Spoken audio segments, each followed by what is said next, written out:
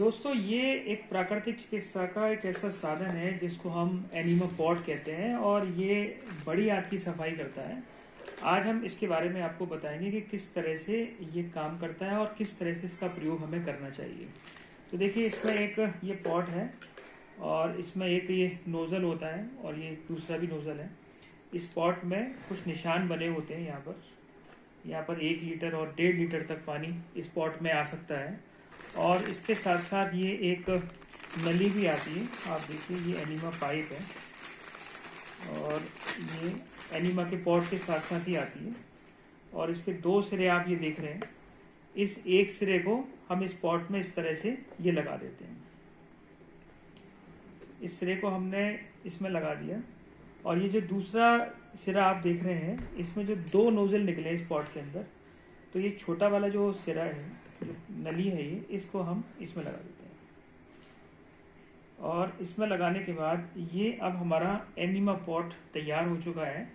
अब इसको हम कैसे प्रयोग करेंगे वो जानना बहुत आवश्यक है। तो इसको प्रयोग करने की विधि ये है कि जिस बेड पर हम पेशेंट को लिटालते हैं उस बेड से लगभग 3 फुट ऊपर इसको हम हैंग कर सकते हैं। जैसे हमने 3 फुट ऊपर यहाँ पर इसको हैंग कर दिया, लटका दिया।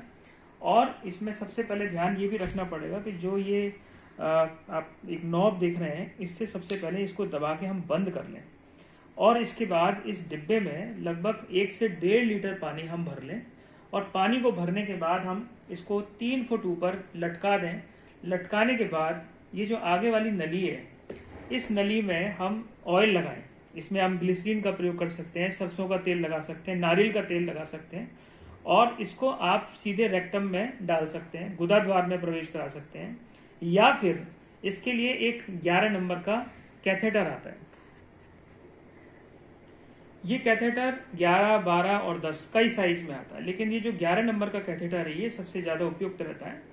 और इस कैथेटर को भी आप इस नली में लगाकर भी एनीमा का प्रयोग कर सकते हैं। इस नली के आगे इसको हम प्रीफिक्स कर लें और जो ऑयल आपने पहले यहाँ लगाया था, अब उस ऑयल को आप यहाँ से यहाँ तक लगा दीजिए।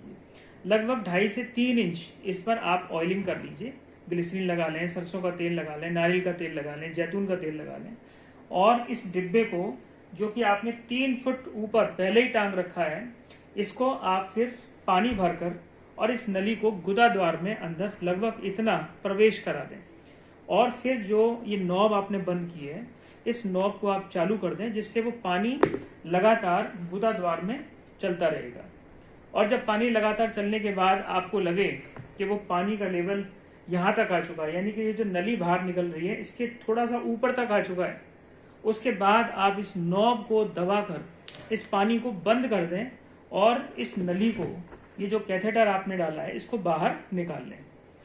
ध्यान आपको ये रखना है कि पानी इस नॉब के ऊपर तक रहना चाहिए। ये जो नली जहां पर आपने लगाई है, अगर पानी का लेवल इससे नीचे चला जाएगा तो एयर बबल्स इस पाइप के द्वारा आपके रेक्टम में अंदर जा सकते हैं, गुदाद्वार में प्रवेश कर सकते हैं, जिसकी वजह से पेट में दर्द हो सकता है। तो ध्यान आपको ये रखना है कि एयर बबल्स आपके इंटेस्टाइन में नहीं जाने चाहिए। दोस्तों ये एनीमा हम कई प्रकार से काम में ले सकते हैं। हम इसमें ताजे पानी का एनीमा कर सकते हैं, गुनगुने पानी का एनीमा दे सकते हैं। हम इसमें छाछ का भी प्रयोग कर सकते हैं, पतली छाछ छानकर वो भी आप एनीमा के रूप में हाथों में चढ़ा सकते हैं। इसी तरह से आप कैस्टर ऑयल का भी एनीमा दे सकते हैं, गौमूत्र का भी एनीमा दे सकते हैं और नीम की पत्तियों को पानी में उबाल कर और उसके बाद उसको छानकर गुनगुना होने के बाद भी इसको प्रयोग आप एनीमा के रूप में दे सकते हैं। तो लगभग 60 प्रकार का वैसे तो एनीमा है। हम अलग अलग रोगी की उम्र और अवस्था के अनुसार इसका प्रयोग कर सकते हैं और ये एक ऐसा साधन है जो आपके शरीर में मुख्य रूप से आपकी बड़ी आंत की सफाई का साफ करने का काम करता है। और दोस्तों आप जानते हैं कि हमारे शरीर के अंदर एक बड़ी आंत के रूप में डस्टबिन है, जो कई सारा इकट्ठा मल वहां रखा रहता है और वो किसी वजह से नहीं निकल पाता है, या हमारे शरीर में आंतों की मल फेंकने की क्षमता कम हो चुकी है, तो वो कई प्रकार की बीमारियों को भी जन्म देता है। तो बड़ी आंत की सफाई समय से ऊपर करने के लिए ये एक प्राकृतिक साधन है। बिना किसी औषधि के हम इसका प्रयोग अपने घर में कर सकते हैं। सप्ताह में 1 बार एनीमा लेना आप सभी के लिए अनुकूल है, क्योंकि हमारा ध्यान पोषण पर बहुत रहता है। अगर हम निष्कासन पर भी थोड़ा ध्यान रखें तो इस एनीमा के द्वारा हम अपने बड़ी आंत की सफाई कर सकते हैं और दीर्घ जीवन यापन हम कर सकते हैं। क्योंकि हमारा जो रोग है वो हमारे पेट से शुरू होता है, और आपने अगर पेट की सफाई कर ली तो आपका शरीर ऑटोमेटिकली स्वस्थ होना शुरू हो जाएगा। तो ये एनीमा की पूरी विधि हमने आपको बताई, इसके एडजस्टमेंट सारे बताए। और इसके बाद में आप इस पॉट के साथ देखते एक ये नली और आई है साथ में। इस नली का क्या प्रयोग है वो भी आपका जानना आवश्यक है। इसके लिए हम देखते हैं कि ये जो नली हमने छोटी यहाँ लगाई है इसको हम हटा दें। अब इस नली को इसमें प्रयोग करते हैं। ये बन जाता है डूश। इसको हम वेजाइनल डूश कहते हैं। जिन लोगों को, जिन खासकर महिलाओं की समस्याएं जो होती हैं, महिलाओं से संबंधित रोगों के लिए डूश का प्रावधान है।